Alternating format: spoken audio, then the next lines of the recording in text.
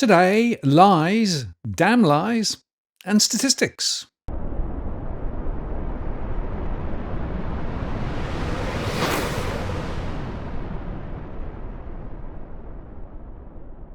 Hello again, it's Martin North from Digital Finance Analytics, world's latest post covering finance and property news. Well, Tarek is back for another chat on a Friday.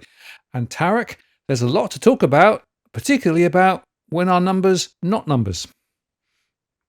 Oh, yeah. Well, let's just get straight into the controversy, shall we? The ABS sent out some correspondence to Leith Van Onselen at Macro Business and a few other people, including the Daily Mail and 2GB, regarding the migration figures, or in particular, how the net long-term and permanent arrivals figures should not be conflated with the net migration number, except that's not what Leith and the rest of them have done. I don't know about the rest of them, but I do know, because I've spoken to Leith about this, that's not what Leith has done. It's very much a case of, he said that it is a directional indicator, and it's funny that they should say that because that's also what the federal government says in their own paperwork telling people how to measure migration on a short-term basis. So I thought that was rather funny. Well, it's more than funny. It's very concerning. And there's a thematic here. It isn't just the ABS in Australia, but statistical agencies and other places are also getting a lot of flack. For example, in the UK, there was a review of the Office of National Statistics that came out in June.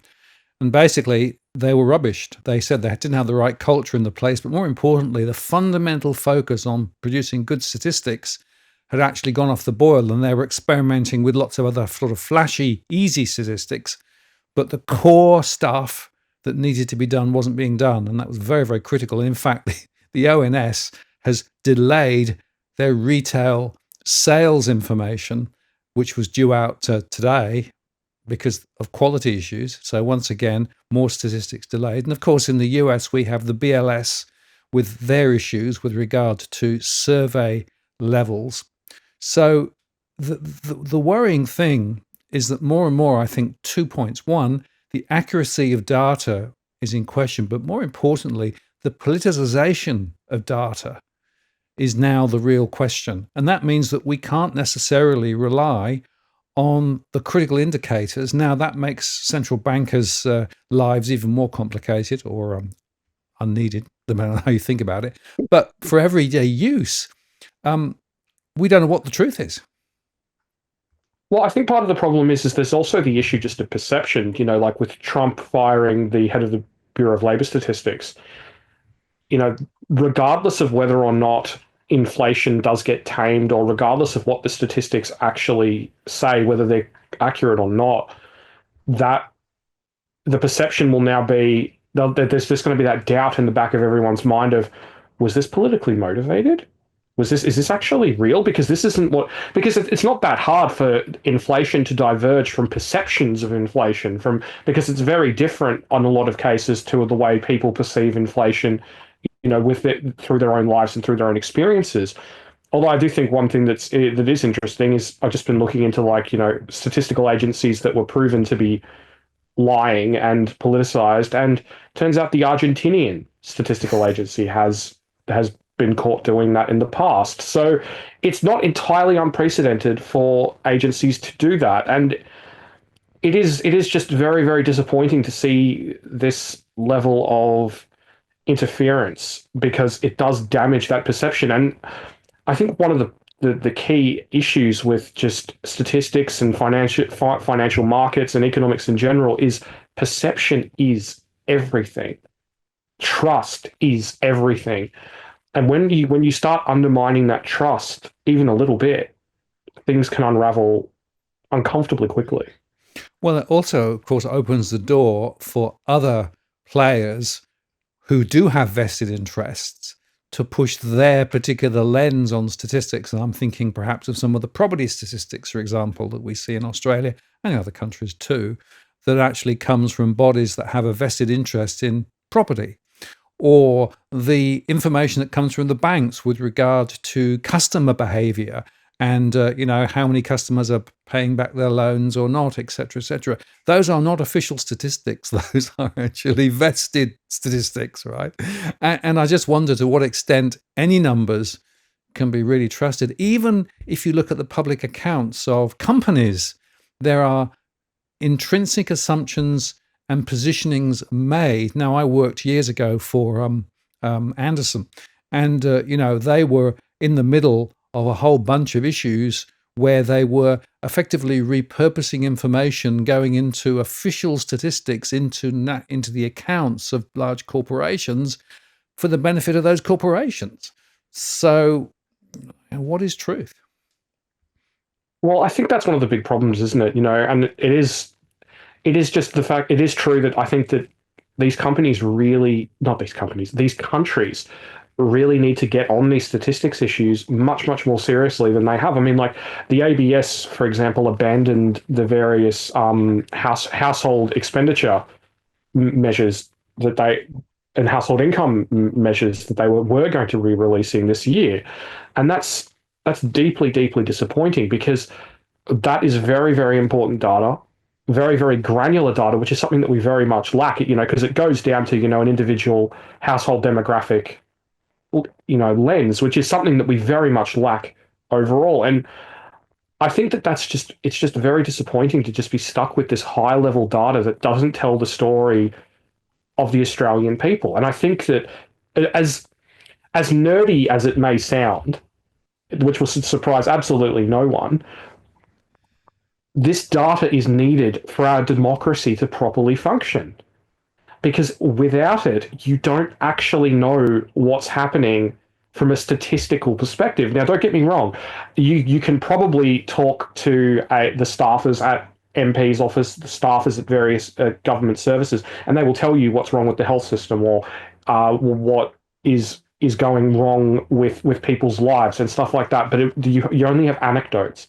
You don't have hard data from which policy solutions at a grander level can be put together. So it's a really, really huge issue that I would say very, very few people in power are interested in fixing. Well, if you look at some of the recent Senate inquiries, and I'm thinking of the one relating to housing, for example, where Senator Bragg was pushing quite hard on, so how many houses have actually you really built, and there was a lot of spin coming from the government about how much they were spending and all their momentum, etc. So yes, but how many houses have you actually built? So the problem, of course, is that if the data is actually not very available, or if the data can be spun in a particular way, it will be. So what it means is that when you actually come to political debates or policy settings, you have a sense of queasiness about how the reality is. And I come back to my surveys because, of course, those are bottom up, talking to real households, and the gap between the perceived reality based on the top down data and based on the government positioning about what's going on and financial sector positioning and what's actually going on at the ground level, looking at real households and what they're facing, there is a huge gap. And I don't see any particular appetite amongst those in charge to try and bridge that gap.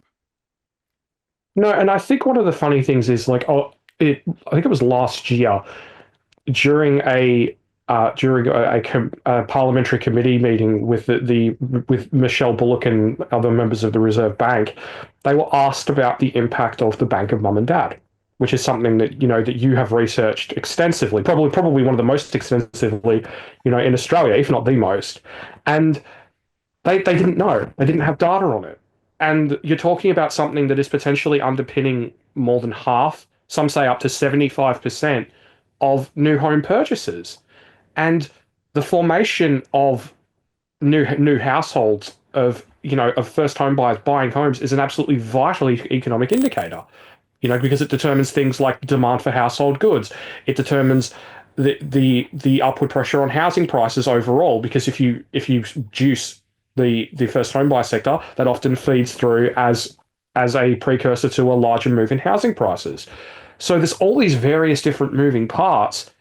and they didn't know, and they still don't know. And I just think that there's just all of these little pieces of the puzzle that people like yourself and others have that would be vital to policymakers, but just end up getting largely ignored. I mean, I think it's also just worth noting, just because it's interesting, that you've got a situation where somewhere between over half of people are receiving some form of parental help, to up to, as I said, one University of Melbourne study cited a figure of up to 75% receiving help from friends and family. And then you've got another somewhere between one third and 40%. Obviously, there's crossover between the two, receiving help from the federal government with the various home guarantee schemes. So basically, when you look at it, the idea of organic home ownership, of just achieving it on your own, as people used to in decades past, is now a minority experience, which I think is just, frankly, it's just a fascinating thing that needs to be assessed. And we need to be looking, how can we go back to the point where people can just buy houses on their own without having Albo standing next to them or mum and dad? Well, that's a really important point. And of course, that extra injection of capital, whether it's come from intergenerational equity or whether it's come from the government, allows property prices to continue to rise. All the research from all of the, like the Productivity Commission highlights the fact that the more that you help people get into the market, the more you lift prices. When we saw through Home Builder the impact of that translated almost directly to further price rises, for example, in Western Australia. I saw it there. So there is a big question as to how much of the bubbliness of housing is related specifically to the equity injection from the Bank of Mum and Dad and other players, and the government support for housing, which is still, huge and continuing. And then you say, well, what about those who don't get that help or can't get that help? The other point there, Tarek, is we are moving more and more to what I call subscription housing. And what I mean by that is that you are paying over time longer and longer and longer. And so the average mortgage duration is blowing out. We'll have 40, 50-year mortgages and maybe even longer mortgages soon. Or if you think of the build to rent sector and the way that is actually deliberately putting more people into the rental sector and getting them to pay through their life for the property that they're renting. So we seem to have got to the situation now where the default setting for future housing policy is a subscription model rather than an ownership model. And I actually think that's very concerning, and it's something that I don't think many people have actually woken up to, or indeed would have voted for. No, and I think another part of the sort of subscriptionization, shall we say, of housing is the issue of strata, because it's very much a poorly misunderstood black box of what's the average strata fee in Australia, for example. We don't know. There's surveys on it, but is there hard government data? Nope. Is there data on the median? No. Is there data on the highest percentiles? No. So, you've got this huge push to get more and more people into apartments and more people into strata communities. But there's not the data there to really confirm as to how much the strata fees are actually going to cost over the lifetime of a property. And that's a huge problem, because you've got this idea of, oh, well, it's okay, you don't need to buy a freestanding house, you don't need that, you can just go buy an apartment. But when you're looking at that same apartment, of which, what was the latest data with the New South Wales government? It was 40% of recently built apartments in New South Wales have a major defect. Yep. So, is it really that hard to imagine that people are going to be paying the equivalent in today's terms of $7,000, $10,000, $15,000 in strata fees for these remediation works as these buildings, as well, we hope not, but as, you get reruns of Mascot Towers and all that other sort of stuff that you and Edwin have covered so extensively over the last couple of years. Well, the Strata story is one that is not being told well. For example, in Canberra, there was some research that showed that one of the primary reasons why people were actually going into financial distress or indeed bankruptcy were those lifting strata fees. Because, of course, it might start low in the first year or two, but when the defects start popping up, then the strata fees really ramp up. And certainly I've had one-to-one conversations with people who are actually desperate because the strata fee wasn't that big when they got the property, but now it's not just tripled, but it's quadrupled, or in some cases even 10 times what it was, and still growing uncontrollably. Now, that information is not reported in any of the CPI information, for example. It might or might not be sort of embedded in rentals. And one of the reasons why rents are going up, when you actually look at what people are told, it's often the strata fees, which is in turn putting the rentals up. And if you're an owner, of course, you have to pay the strata yourself. If you're a renter, then the investor is paying the strata fees.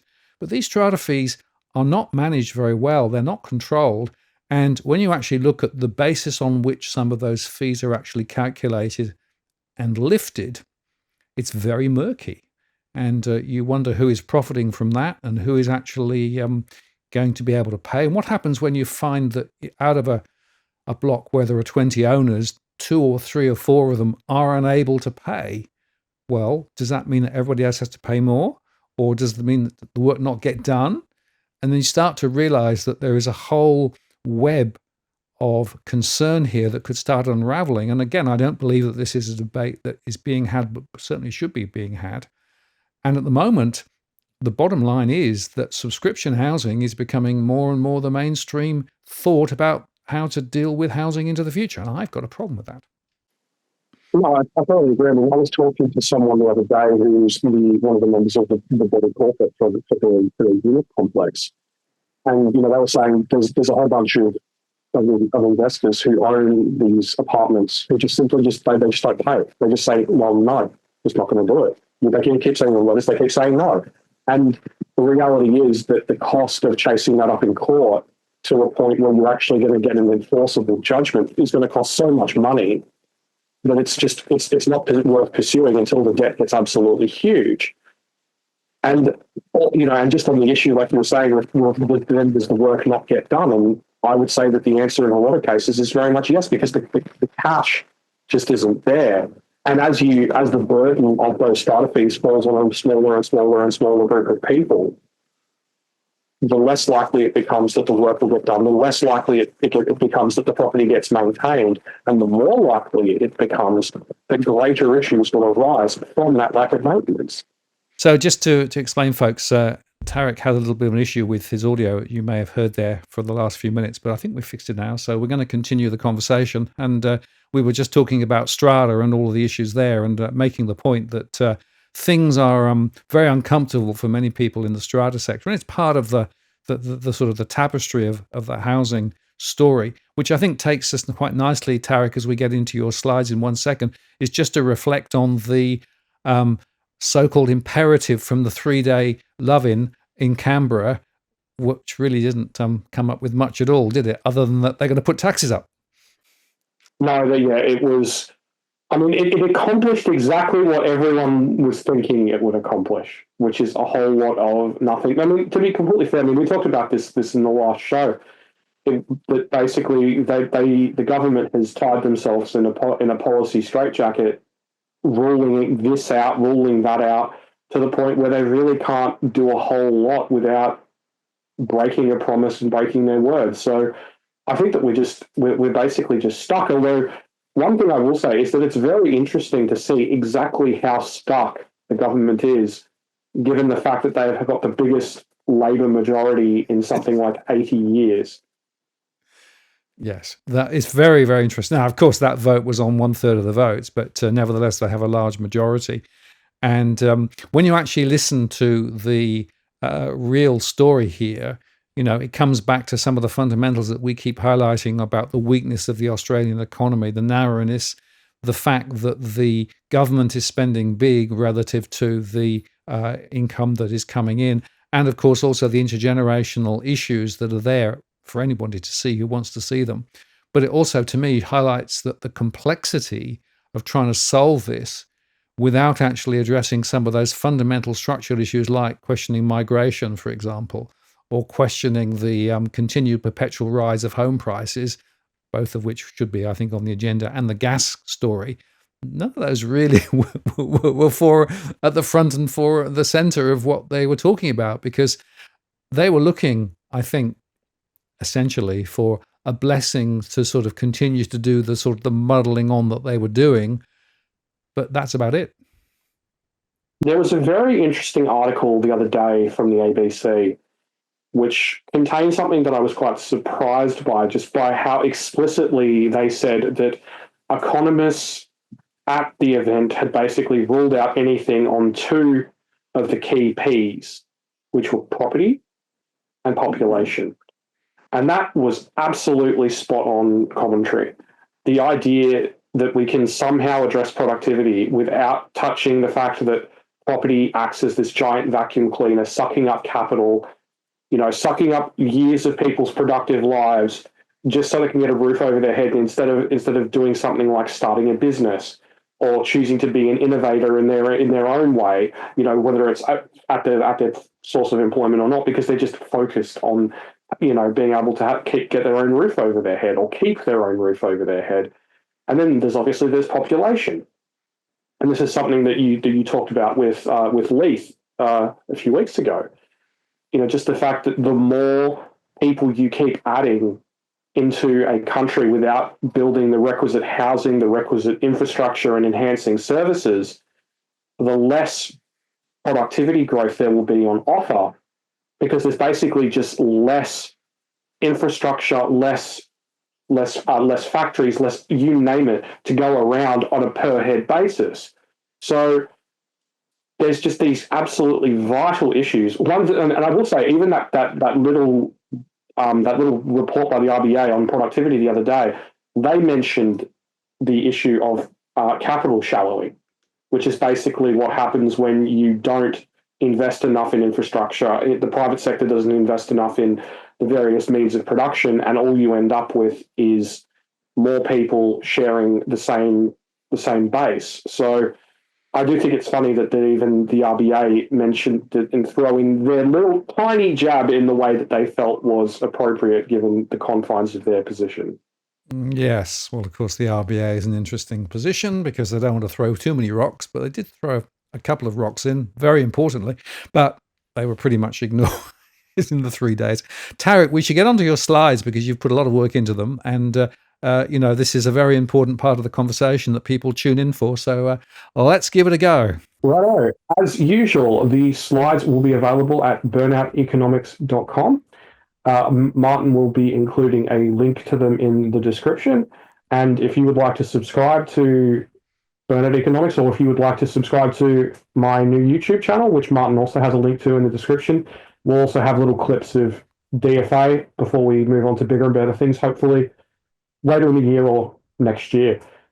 Now, there is a lot of discussion surrounding the issue of the number of mortgages being written. Well, not the number of mortgages being written. There's a lot of discussion around the level of new mortgage debt being written, because you see it all the time. It's heading up towards new highs in dollar value terms, etc., etc. But once you break it down into not the dollar value, but the actual nominal number of mortgages being written, and then you look at it in per capita terms for, say, owner-occupiers, the level of housing activity in the nation's housing sector is actually very, very, very depressed in per capita terms. So while there's this idea that there's this unquenchable demand for housing, and that is true within the confines of the housing supply and demand curve, in actuality, the level of turnover within the market on a per capita basis for owner-occupiers is almost half what it was at the peak in the early to mid 2000s. Absolutely, and it's very interesting, Tarek, when you look at the numbers. Aggregate level, total credit is growing much faster than inflation. It's being supported by a stronger growth in investment lending compared to owner-occupier lending. But if you look at it, the average value of the loan is still rising, and the volume is hardly rising at all. And then when you actually look at first-time buyers or new, it's very, very low. And I'm seeing that in the listings data too. So there are actually there are more properties listed compared to last year, but the transaction volume is still relatively low as well. So the story that we're in a really hot market and everything is going gangbusters and everybody's trying to crowd into the market, which of course is what the the mainstream property spruikers are on about, is a million miles away from what the data says. One thing that I think is really interesting, that where Australia differs dramatically to the US, Canada, and New Zealand these days, is the total level of homes on the market for sale. Now, in the US, there's more than COVID.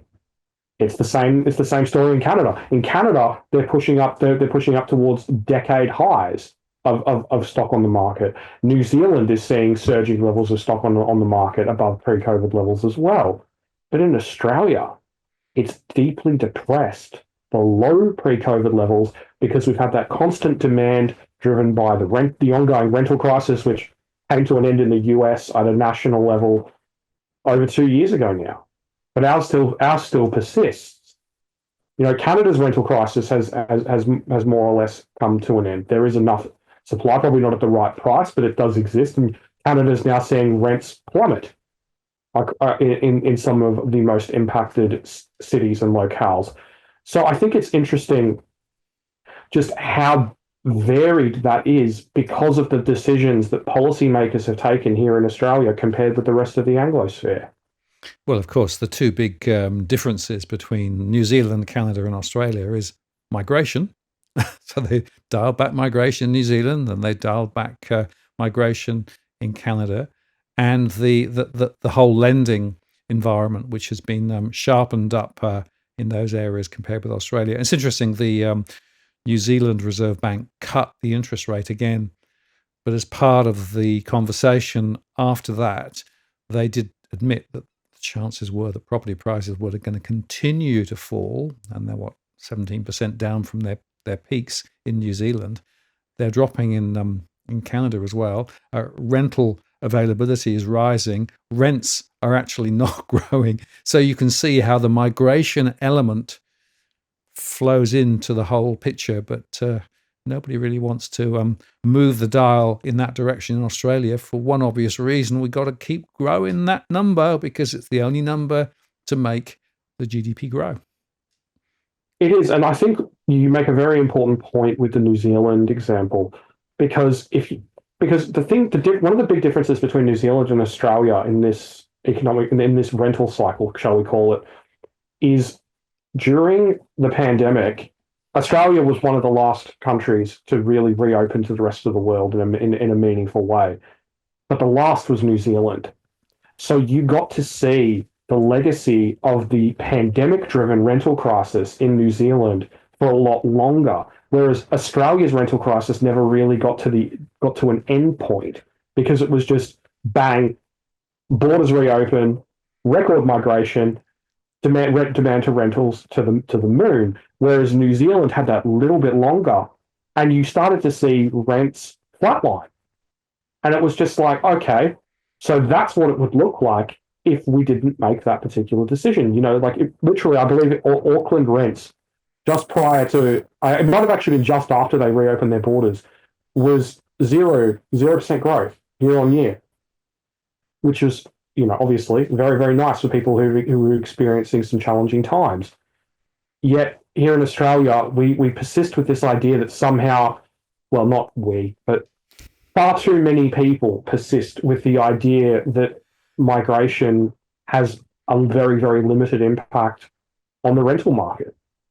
When in actual fact, you look around the rest of the world that isn't running these large migration numbers, and rents are moderating.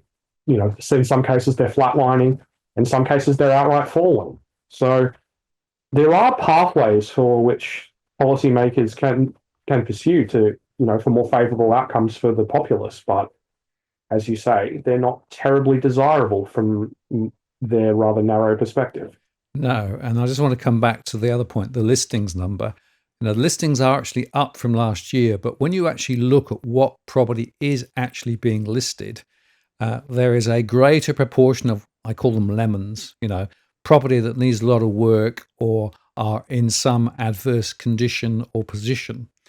And those are the ones that are hanging around on the market. So if you look at the number of new properties coming on and being sold relative to the ones over 90 days or 180 days, well, the 180-day and 90-day count is rising and rising and rising. So we've got this splodge of very unattractive property that nobody really wants to buy, and they're probably overpriced as well, by the way, as well. So when you actually sort of parse the numbers, the truth is that the active proportion that are listed and sold is a very small sort of slice across the top. Yeah, no, 100% agree with you. Exactly. Now, I think this is an interesting chart because you see the charts of, well, this is how many homes we're building, this is what we've done. But the thing is, the overwhelming majority of Australians don't want an apartment. So the overall number isn't really as helpful as we would like. So this is actual detached houses built on a rolling annual basis per 100,000 people. And as you can see, at least for this shortened data set, that from the start of the 1980s, the peak was actually around about 1990, so 35 years ago. And since then, the level of new homes per capita, new homes being built per capita, I should say, has dropped dramatically. So it just goes to show that even though across the breadth of this chart that migration has been increased dramatically, the number of homes that we're actually building for people, the number of desirable detached houses we're building for people has decreased significantly and is at, at least based on this data set, near record lows. Yeah, and the interesting thing is if you look at the absolute count of houses that we're building, it's still going up. So, there is still momentum. But because of the very high population growth and particularly migration, driving that, we're just not standing still. We're going backwards. And that's another reason why the property price problem continues. And I want to underscore again, it's fascinating to me when you actually talk to people, as I do in my one-on-one conversations, how many of those do not want to buy an apartment and feel that they're almost forced because there's no choice other than to buy these little dog boxes. And there are three reasons. One is the fact that the quality of the construction is of major concern to them. The second is, as the strata fee issue comes up again, they're worried about that. But thirdly, they're just worried about living on top of each other and the lack of space, the ability to park or drive around and all those things. So the whole lifestyle question comes to the fore too. So there is a real contention between the political view of how to solve the problem, which is build up, build small, build cheap, and build quick, and what people actually want. Yeah, well, I think that there's multiple sort of avenues where this is the wrong path, because I don't think that there's anything inherently wrong with apartment living. Like if you, I mean, I've rented apartments and stuff like that on holiday, with people next door having parties, doing all sorts of stuff. And I remember one time I had a man from next door come over and try to apologize to me, and he said to me, "I'm so sorry. My daughter was up all night teething. She hasn't stopped. I apologize profusely." And I said to him, "What noise?" Because instead of it being like in Australia where you can hear someone walking around upstairs in some of these apartments, the wall was concrete and about 14 inches thick. So it's not that apartment living is not a viable strategy conceptually. It can or even in reality. It's just not a terribly viable reality from an Australian perspective in too many cases. It's not, and the reality is that there are, don't get me wrong, there are apartment complexes in Australia that are great. It's particularly some of the older ones that are very, very well built. They're built, to basically, they're like cockroaches. They'd last a nuclear war.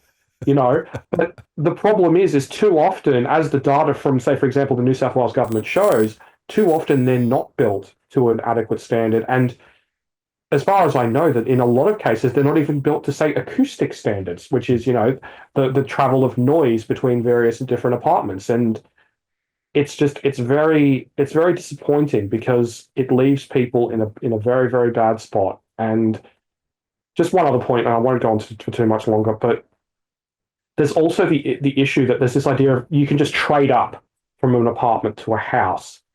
And in some cases, yes, people have been able to do that. But given the fact that detached housing tends to appreciate far more quickly than apartments on a general basis, there are a lot of people out there, even people on really good incomes. I'm talking, $250,000, $300,000, who want to buy a house, who should be able to buy a house, in the sort of, more upmarket areas that they not, we'll just say, more upmarket areas that are generally reflective of an income in that particular percentile, who can't.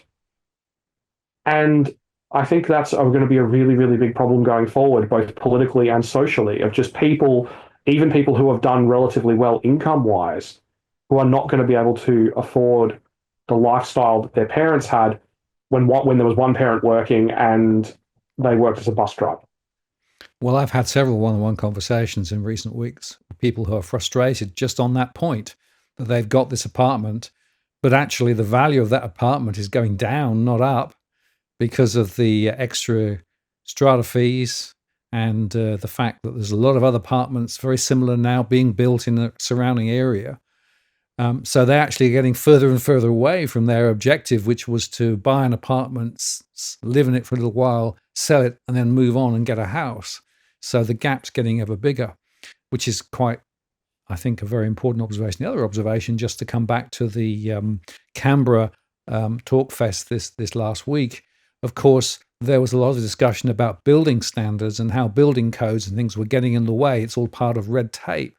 And implicit in that is there are people who think we should reduce the standards and reduce the complexity. Well, I would argue that no, it's important to have really good building standards, and particularly acoustic standards, as well as fire regs and those sorts of things, to make sure that people are living in safe and comfortable places. Because all the research shows that actually it's things like noise, and particularly noise through the night, which can be really, really destructive from a societal and from a health perspective. Yeah, well, there's also the physical perspective where it can tend to provoke altercations, and I've heard of quite a few people in apartments where things are less than soundproof having issues with neighbours and the police as a result. But it is just, I'm gonna say something that's probably going to annoy some people, but here we are. I'm not a huge fan of the current approach of the YIMBY movement, the yes in my backyard. Because as long as we are in a situation where we are growing housing demand faster than we are growing housing supply, it's not going to matter how many houses we built, or how much we cut red tape, or or how quickly we build even. It's just not going to matter, because at the end of the day, whatever supply is there will be consumed. I mean, if some of the numbers from Shane Oliver are correct, Shane Oliver, the chief economist down at AMP, if are correct, we have a housing deficit of somewhere between 250 and 300,000 homes. If we take the numbers from the National Housing Supply and Affordability Council at face value, that shortage is going to keep getting worse until 2029. Now, it's not that the shortage is going to stop getting worse in 2029, it's just that's when their forecast period ends. And that is based on the idea that the migration forecasts get realised, which is looking increasingly doubtful.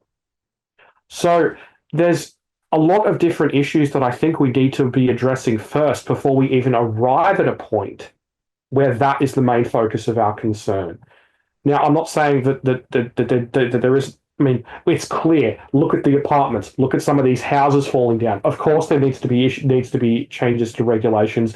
Needs to be changes to red tape that has seen the size of the white collar construction workforce more than double, while the size of the actual tradie workforce at the coalface hasn't managed to keep up with, and not by a long shot. So there are changes that can be made. I totally agree, but I just don't think that they should be the number one priority at the moment, to be completely honest. Well, no, that's right. And I just want to highlight what you said, because I think it's really important. There is so much demand that people will almost buy anything, even if it's poorly built, even if it's expensive, even if it's poorly located, because of the desperation. And it's the desperation that's sitting there below the surface, which I think is the real issue that should be being spoken about. But I don't recall that being part of the agenda over the last 3 days.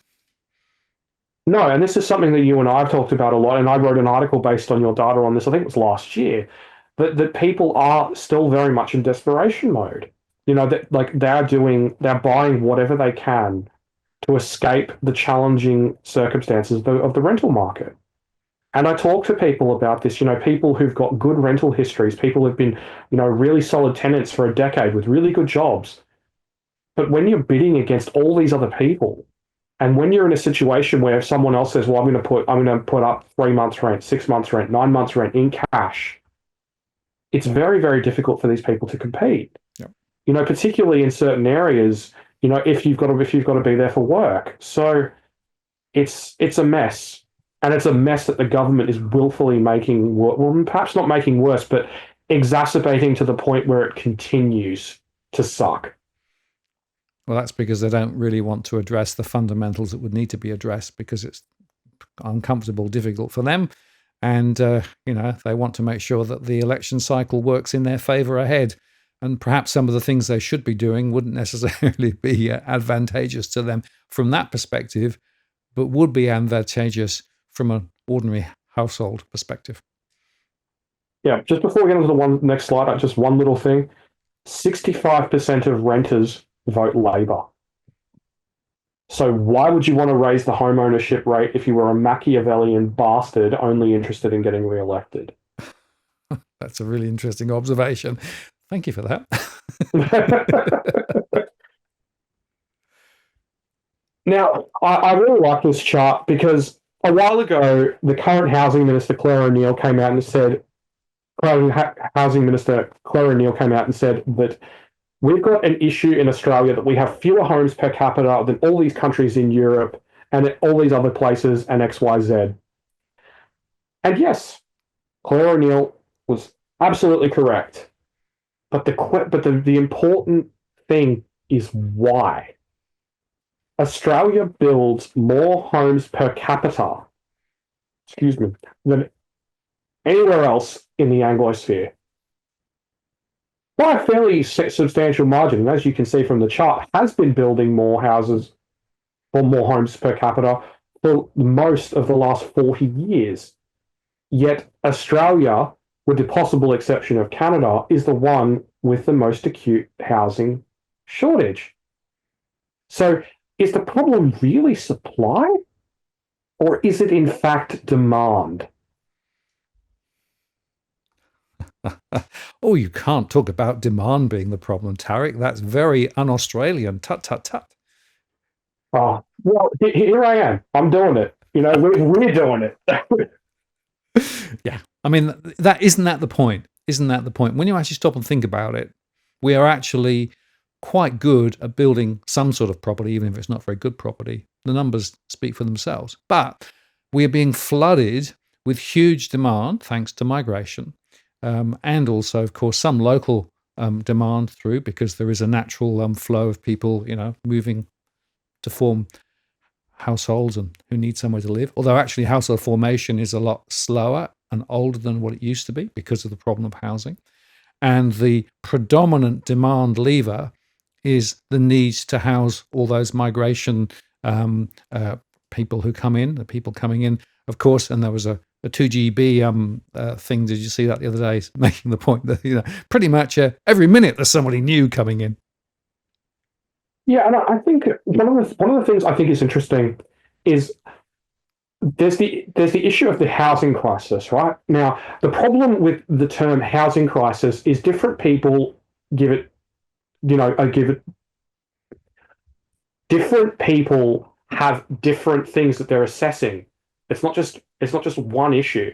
There's two separate issues. There's the issue of the availability of rentals, which I think this particular chart illustrates quite nicely, and the fact is that we shouldn't have a problem with housing all of our people. And then there is the issue of affordable housing to buy, which is a separate issue, which is most certainly impacted by other factors such as the demand from property investors. But if we focus in purely on the demand, the supply and demand curve for the availability of properties just to house people overall, not necessarily who actually ends up owning them, that is where it becomes impossible to avoid the impact of migration, considering the fact that migration has been the overwhelming driver of demand for housing for the best part of the last 20 years, with the exception of obviously during COVID when the borders were closed, which, obvious reasons. Absolutely. And what they did when the borders were closed to keep the demand for property up, they did a whole bunch of other things. They gave some money away here and there and everywhere to try and actually get more people to buy home and land packages and things like that. Anything to keep that feeding the beast going. Exactly. And I think the problem is that the current migration intake is in some ways the one of the few levers that they could have pulled to support the property market. Because you look around the world at all these other places that haven't been able to do it. Say, for example, in New Zealand, well, they could have, but they didn't. You look at New Zealand, for example. If their migration continued to run at the level that Australia is running today, their property market would have been looking at a different scenario. But the problem is that they couldn't just turn around and go, oh, we're going to throw $10 billion at first homeowner grants, or we're going to throw home builder, $15 billion at home builder 2.0, or whatever normal demand side stimulus that they would take, because it would have been inflationary and they would have copped crap from the RBA and everybody else. But by using the migration lever, by using that particular driver of demand, they managed to support the property market. I mean, admittedly at the expense of the overwhelming majority of Australians, of their whole fortunes, but they managed to accomplish their goal. And it didn't cost them anything. That's right. And of course, the GDP bubbled slightly higher. So they're able to claim that they never really had the same recessionary forces in other places and a whole bunch of other consequences. And it goes back to if you prioritize just that GDP top line number and then don't think about the consequences and implications for real ordinary people, then that's where you end up.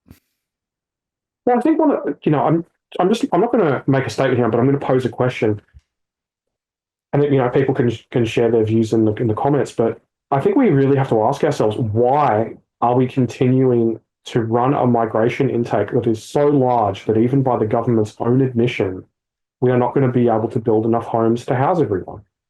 Even though the fact that you've got the likes of the ABC talking about the fact that we have one of the worst housing crises and the worst, one of the worst levels of homelessness in living memory. Yep.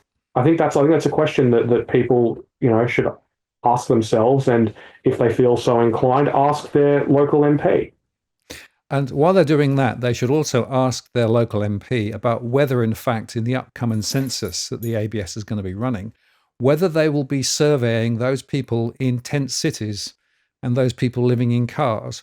Or do you actually have to have an official address to be inquired on the census? Just a thought. That is a very, very good question, Martin. I thoroughly concur.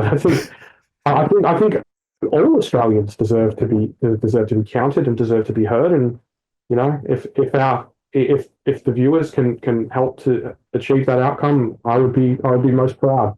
Absolutely. Well, it's critical to me. If you in fact end up with a set of census data that only includes those people living in houses and apartments and, not actually taking account of the significant numbers of people who are not living in formal accommodation, then that's a real problem. No, I thoroughly agree with you. Now, this alludes to what we were talking about earlier regarding the issue of, is the measure of net long-term and permanent arrivals akin to net migration. Now, as the chart shows, it's not perfect. They are not a one-for-one comparison. They have been rather close in the past, but in the present day, no, they are not. But as you can see from the chart, they are a fairly solid directional indicator. Now, one of the big issues with the net migration data is, as of the time of the recording of this show, the latest data we have only covers up till the end of 2024 for net migration. Yet, for net long-term and permanent arrivals, that data covers all the way up until the middle of June. So I think that really sort of just illustrates the problem that we have here, because we've got this huge blind spot. We've got, almost 8 months of not knowing what's been going on in 2025. But the net long-term and permanent arrivals numbers do give us a degree of insight into what is potentially happening. So I think that it's a valuable indicator. It's not the be-all and end-all, but it is definitely useful for picking up those directional shifts before you see them in the very much lagged net migration data. Yeah, and in fact, the government does confirm, doesn't it, when they talk about these various forms of statistics, that those arrival indicators are a useful signal for what's happening. So I don't understand why the ABS tries to say you can't use it. Yeah, it's a bad look, and I'm not going to get too much further into it, but I guess we'll see what happens and what comes out over the coming months about why this has happened and what exactly is going on behind the scenes. Indeed. Now, this one is an interesting one. It's from the recent the recent data from CBA, and what it shows is that people are paying more down on their mortgage than they were in previous years. Well, with the exception of 2020 in this particular instance. And what this basically shows, and what what CBA's conclusion is that people are not really spending their rate cuts. Some of them are, but for the most part, they're using it to pay down their mortgage and pay down debt and rebuild those buffers that they depleted since rates began to rise back in 2022. So it just shows how reliant the Aussie economy is on the wealth effect and migration on boosting the fortunes of the broader growth path going forward, and that rate cuts cannot necessarily be relied upon to mechanically, as in put more cash in people's pockets to spend in the way that they used to. Well, I think it goes back to what you said earlier on about the fact that the housing monster is now so huge that it's consuming an ever greater proportion of people's income.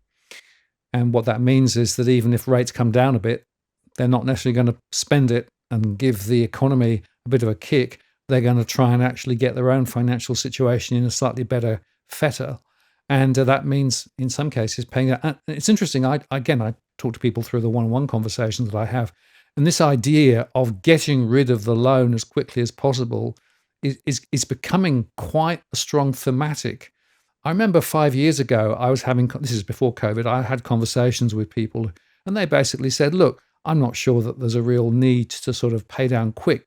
Having a loan is part of the story and interest rates are relatively low, so it's not a problem. But that's all changed. So there seems to be, to me, a much stronger driver now for people to want to get shot of their debt. Now, some people can do that, but the problem with this sort of information is it doesn't give you distributional information from different cohorts.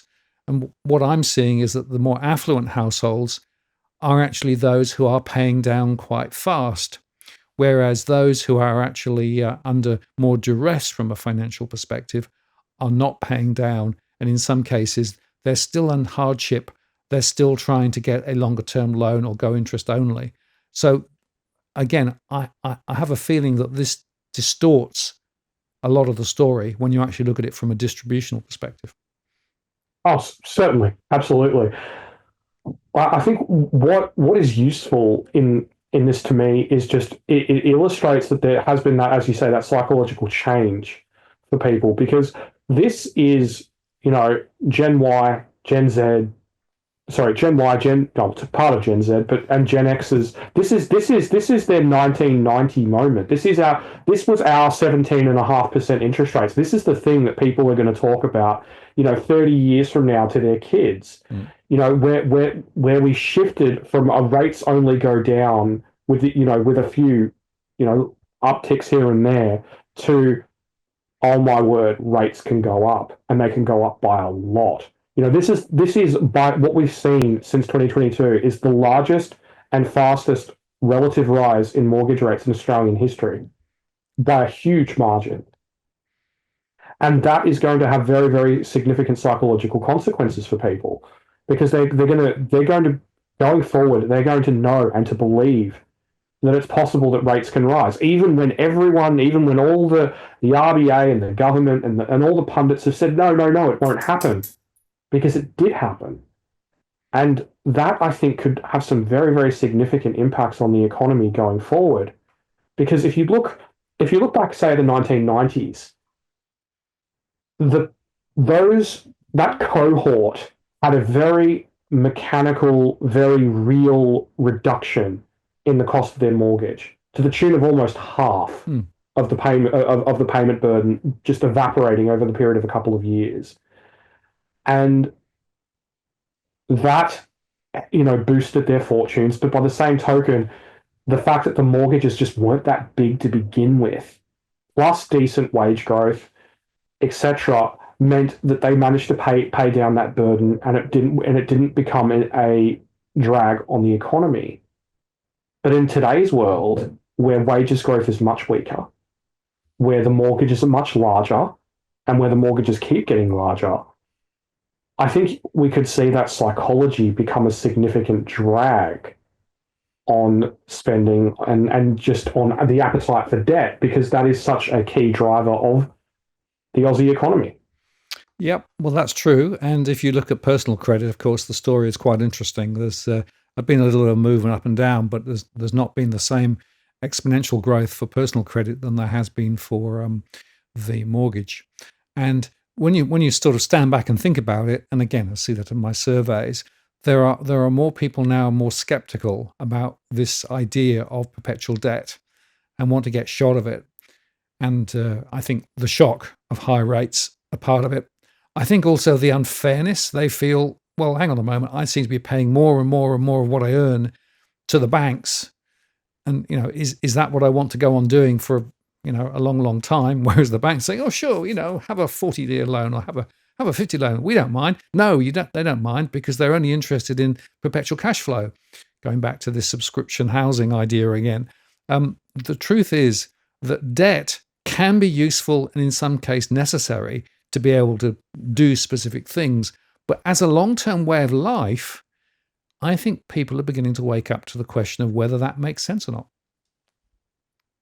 I think that's true, and I think that there is going to be something of a mindset shift as people see their parents retire with debt, or as more people see their parents retire with debt, I should say. And that's something that you covered recently with the data that you provided to the ABC. Because you're seeing more and more people retiring with debt even after using their super to pay it down.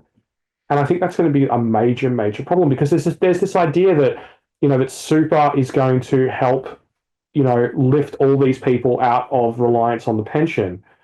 And to a degree, that will be true. But because you had all these people taking on these bigger and bigger and bigger loans, and the simple truth of the matter being that life doesn't always go the way that we plan it will, and you put those factors together, it means more people retiring with larger debts, consuming a larger pool of their super, and those people ending up potentially reliant on the age pension. So I think it's very much going to be an interesting one, because on one hand, you've got these people who've got these huge super balances. They're people who blow the previous cohort of retirees out the water for cash flow and spending. But then you're going to have these other people who, okay, maybe they don't have they don't have the same level of security as previous generations, but they're just going to be retiring with all this debt. And that's not really something that we've confronted, I think, on this scale to that degree before. No, and I underscore there. And of course, the idea of equity mate, which is still big, but was even bigger previously, where people saw their value of their property rise and thought, oh, we'll grab some of that and we'll go and take a holiday or do this or, extend the property, etc. So that whole equity mate story exacerbated the rise in debt. But I'm seeing in my surveys more and more households now are confronting retirement where incomes tend to sort of go down a little relative to previous, and yet they've still got mortgages. And when you actually look at the assumptions that are made by the modelers thinking about how much do you need when you're in retirement, they've assumed no mortgage.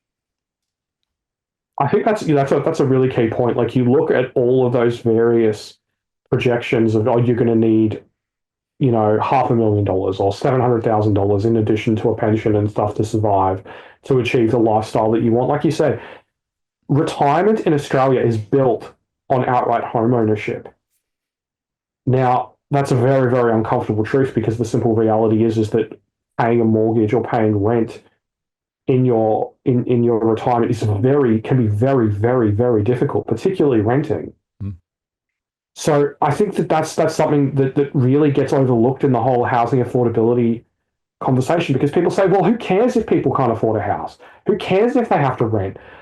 Well, when they arrive at retirement, you're going to care. And I think part of the problem as well is that as we see more and more cohorts retire with mortgage debt and potentially be forced to sell their homes if they can't pay that debt, and if they've already, especially if they've already got an apartment and there's no possibility of downsizing to something smaller, it's even worse. But as you see more and more of these cohorts retire, it's going to put even more and more pressure on public housing. And then what does the government do?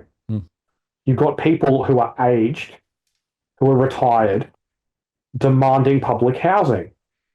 So what happens? You can't magic up public housing out of nowhere. Even buying it would cost an absolute arm and a leg. So you're confronted with a very, very challenging social and political situation of, what do you do with all these people who don't have homes?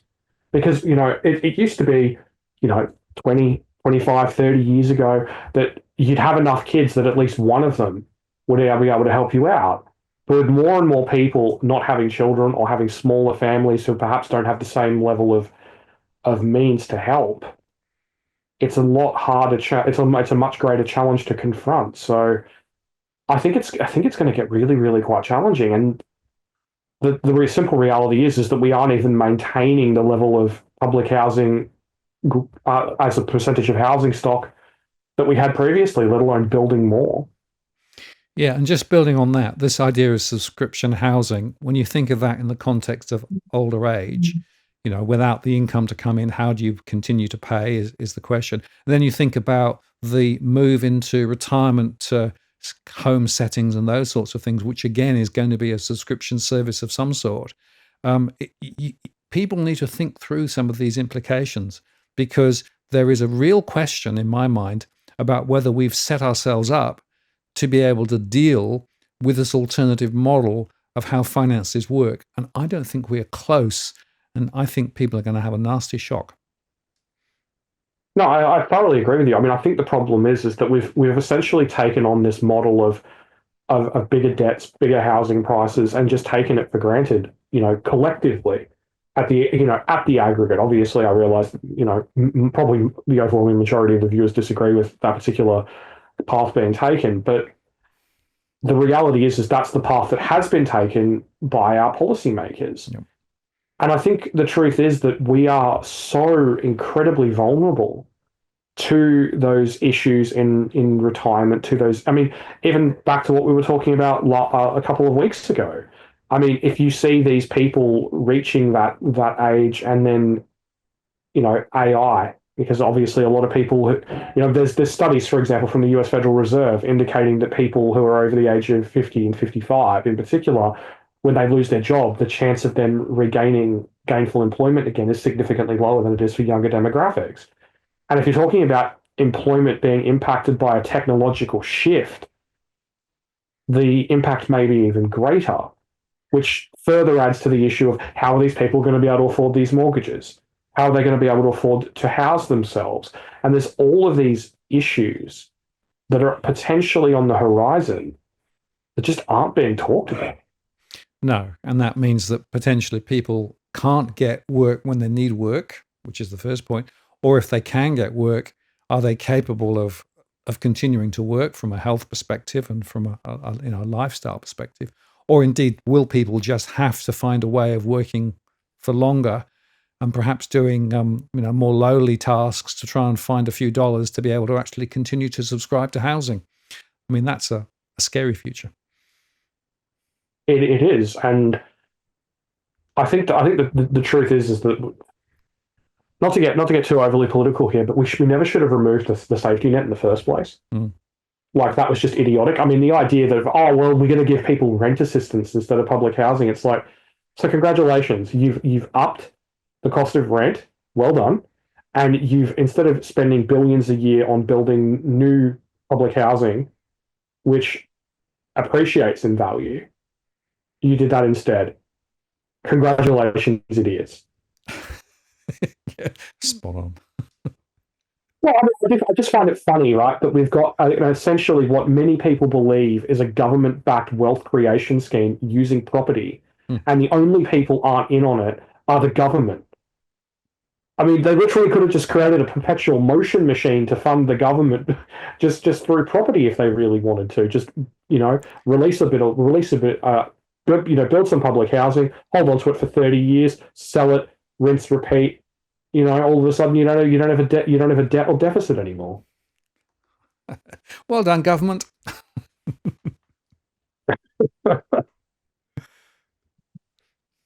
Okay, this is from the Melbourne University Law School, and it shows, well, basically worker exploitation for workers aged 18 to 30.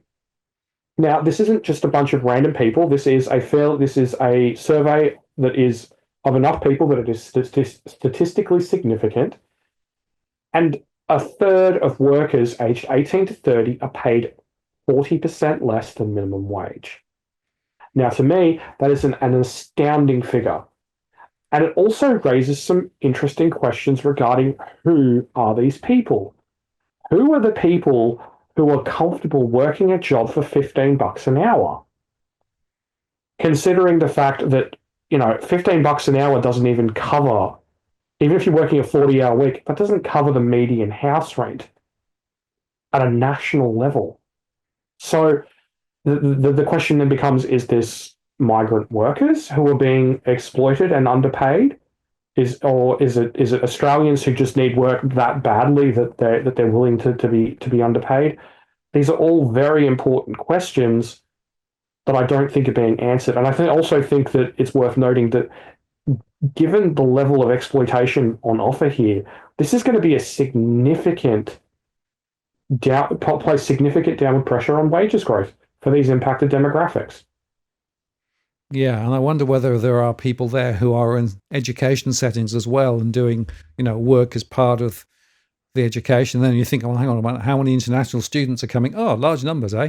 Okay, so that another part of the story. But it is really important to understand, and I see this again in my surveys, a lot of younger people, the income levels that they're getting at the moment are just insufficient to be able to even start thinking about forming a family and buying a house, all of those sorts of things.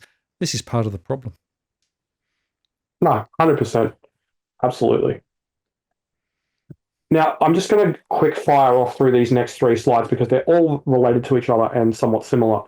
Now, this slide is of average annual productivity growth on a rolling 3-year basis. Now, the reason why I chose 3 years is because productivity can be a little bit noisy in the short term, just shifts that are relatively volatile. Now, what I've done is I've chosen 2 time periods. This is productivity growth on a rolling annual 3-year basis up to the end of 2019. So as you can see, even prior to the pandemic, under the coalition, it was already flatlining. The economy was not in a good place. Now, if we move forward to the next slide, this shows it up until the latest data in the present. And as you can see, it's dived off a cliff. But it is worth noting that there has been that uptick during the pandemic, which was driven by the exodus of temporary visa holders who generally worked lower wage jobs, and also the cutting of hours during the pandemic. So it was generally speaking more productive workers per hour worked in terms of the way it's financially quantified by the ABS working. But I think this slide really sums it up perfectly. As you can see, from basically the middle of the 2010s, productivity more or less flatlined. You then see the big surge during the pandemic, driven by the stimulus, driven by the exodus of temporary visa holders, etc. Before, as the stimulus begins to fade, and as you see migration reopen and temporary visa hold numbers normalize and even rise above where they were previously, you see productivity fall back to earth. So it's not entirely fair to say that the Albanese government has been the driver of productivity decline, but it is fair to say that they haven't done anything positive about it, because we're stuck basically where we were a decade ago. Yeah, and if you overlay two other thoughts, one is the growth in government debt. There was a huge spike, of course, around the COVID period, and of course, government debt continues to rise. And the other is the share of non-market jobs. When you put those over this same chart too, you can begin to see some of the reasons why we've got where we've got to. No, absolutely. I mean, if you go through the productivity numbers by industry, by non-market jobs, there is that factor. Although there is something interesting that I found looking through the numbers the other day. Public administration and safety, aka government, actually has a higher level of gross value add than most industries. It's got a higher value add than agriculture, construction, professional and technical services, and all, accommodation, retail, wholesale, you name it. Pretty much most sectors, government is considered more productive than that on a gross value add basis. So in some ways, if you really want to look at it from an extremely mechanical, very basic perspective, what we need is just for everyone to become a directly employed government worker, because then we would improve productivity. Damn lie statistics. Oh, sorry. Well, I mean, that's what the data says. So, I mean, it's funny in a way, because we've grown the size of government, but in that particular way, we have actually expanded the level of productivity in the economy. Although on the other hand, the biggest growth that we've seen in employment has been in healthcare and social assistance.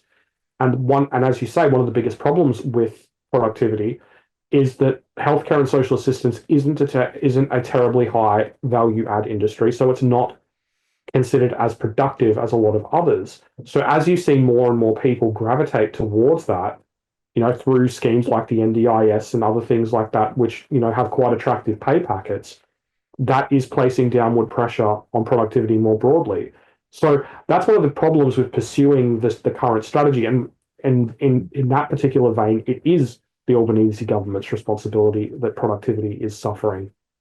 Yeah, I'll just make the point that the value added concept, which is what's underpinning this, of course, is a particularly economic way of thinking about the value of jobs. Now, I personally think that the value metric that they use is probably a bit flawed, in fact, very flawed. And I'm not saying that people who help people to get, through the day, those in the caring sector are not worth. They are very valuable and absolutely critical. But if you actually are thinking about how to actually generate momentum in the economy, and of course, everybody keeps arguing we need more growth, it's very hard to get growth out of a bigger caring sector simply because of the nature of it. But we're not really getting the investment in other sectors, and going back to the capital shallowing and going back to the narrowness of the economy, that's really the problem that we've got. But it is fascinating that when you stop and think about it, the way the economists measure the value of things, everybody should be employed by the government. Simple. Well, I got to say, I did think that was pretty funny. You're better off. That it's not the doctors, it's not the nurses, it's not the construction workers or the farmers or even the white collar professional workers. It's the government. I got to say that I found that quite amusing, but it is what it is. Hello, I'm from the government. I'm here to help you. There you go, proved. And that's worked out so well. All right. Last slide of the day. Now, before anybody asks, yes, this is from a legitimate source. I actually looked up the market research company that did it, and believe it or not, they've done previous market research and polling work for the European Union government. So that kind of makes this all the more amusing. But what it shows is that across the European Union, the majority of people believe that their country has taken too many migrants. And it's every single one, this is the majority view. And in some cases, in places like Greece, it's the view of 90% of people. Even in Germany, it's the view of 77% of people. So I think that this is just really quite notable that so much of Europe, so much of these electorates are saying no, that they've had enough of migration at that level. Yet, despite these numbers being fairly overwhelming, their governments continue to pursue those strategies. Yeah, this is very, very important to understand. And of course, we still have significant issues with migration coming from very many parts of the world where there are wars and famines and all those things. And then people are being trafficked across Europe in many areas and end up, for example, in France and then trying to cross the boats into the UK. And the UK are being ineffective in terms of trying to deal with that situation. So I've always believed you need to understand the pull factors and also the push factors why people want to migrate. But I have to say that the policy settings that have been in existence now for quite some period of time, and I'd include Australia and the UK here in this as well, is to grow big and to grow bigger because it comes right back to the GDP number and the fact that, bigger is better. Well, no, it's not. And actually around the world, more and more people are now questioning whether bigger is better. And that really just then cast a whole new set of questions about migration, why migration is where it is, what can be done about it, can we field some of the issues from original sort of formation of the problem. The problem, of course, is that if you sort of block migration into one country, it just gets diverted into another at the moment. So unless there's some coordination and some joined up thinking about tackling this global international crisis, which I think it is, we're going to see it continue. Yeah, and I think part of the problem as well is that you're just going to see the rise of more and more anti-high migration parties. I mean, you look at, say, for example, like the latest polling modelling done today in the UK, and it shows that basically Labour and the Conservatives would be all but wiped out, reduced, to 50, 60, 70 seats. And, Nigel Farage's Reform Party would basically be in the absolute ascendancy, and that's a wild figure, and then, you've got similar polling data in places like Germany, where the AfD, the Alternative for Deutschland, is, they're looking at, becoming, by far the largest party in German parliament. So there's all of these various issues coming up, all of these political responses coming up, but they're just being ignored. And in some cases they're being censored, and it's just completely the wrong approach to dealing with this sort of stuff. But ironically, if you pick up a history book and you look at the 1930s and you just go, we've done all this before. Yes. And that is actually the point, isn't it? We are actually seeing some horrible rhymes from the 1930s, and we all know where that led to. And we also are seeing the rise of dictatorship type behaviors from various politicians around the place, where they're turning down free speech. They're wanting to define what truth is. They're wanting to control what people believe, and of course, control the statistics. which underpins how decisions are made and how information is communicated, which comes right back to where we started this conversation, Tarek, which is why having good, robust, objective, independent information is absolutely critical to democracy and to freedom for the future. And the more that information is diluted, destroyed, repurposed, alternative truths, all of that stuff, it means that there is a greater and greater risk of the 1930s playing out again. Yeah, or one particular year, 1984. Well, funny that. And I keep coming to that book quite often these days. And I just remind people the whole preface of the book, the whole idea of the book is that the truth is determined and controlled by the people who are in charge, and everybody else is cannon fodder. Well, what did Orwell say about the future? A boot stomping on a human face for eternity? Yeah, exactly. And unfortunately, politicians seem to be quite willing to play along at the moment, and that's a big problem. Tarek, this has been a very important conversation, as always. Thank you very much for all the work on the slides there. And I think we've touched some really important issues today. Well, thanks for having me, Martin. It's always a pleasure. Look forward to the next time. Me too, mate. See you then. See ya. Bye-bye.